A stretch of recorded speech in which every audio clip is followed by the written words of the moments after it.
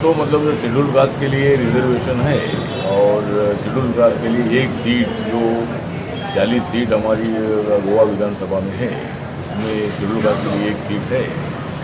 लेकिन schedule caste से भी ज़्यादा पॉपुलेशन एसटी कम्युनिटी का है।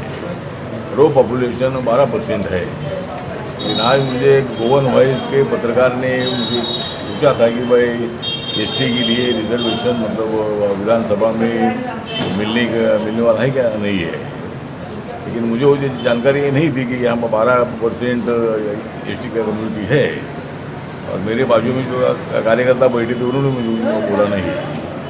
तो मैं बोला कि एसटी कम्युनिटी का पॉपुलेशन कम होने से शायद उनको यहाँ रिजर्वेशन नहीं मिल सकती है।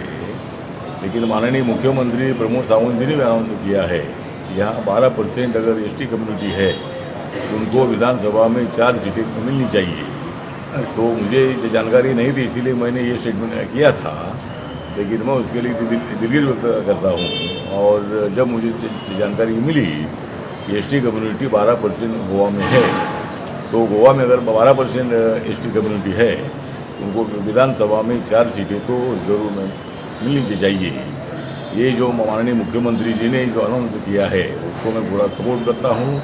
और एसटी कम्युनिटी के लिए मैं आज तक कई सालों से संघर्ष करते हुए आया हूँ। Schedule caste, schedule tribe, OBC और सभी वर्गों के लिए हमने काम किया है। लेकिन मेरी गलती जो मुझे जानकारी ना होने से मैंने स्टेटमेंट किया था।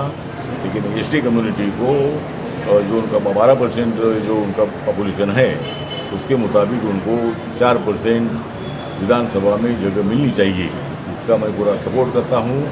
और उसके लिए भारत सरकार की तरफ से मैं ज़रूर मतलब एसटी कम्युनिटी को 4 सीटों का रिजर्वेशन विधानसभा में मिलना चाहिए। इसके लिए मैं सामाजिक न्याय और अधिकारिता राज्य मंत्री के नाते मैं कोशिश करूँगा। तो मुझे जानकारी ना होने की मैंने स्टेटमेंट किया था। और वो पत्रकार मुझे पूछता था कि बोलता था कि भाई नहीं यहाँ पर 12% एसटी कम्युनिटी है, तो मैं उसमें सुधार करता था। लेकिन ना मेरे कार्यकर्ता ने मुझे कुछ बोला और पत्रकार ने भी मुझे ऐसा कुछ जवाब नहीं किया। तो इसलिए गलती से मेरी तरफ से ऐसा स्टेटमेंट हुआ है। इसीलिए मैं दिलगिरी व्यक्त करता हूँ। और एसटी कम्युनिटी को विधानसभा में रिजर्वेशन मिलना चाहिए।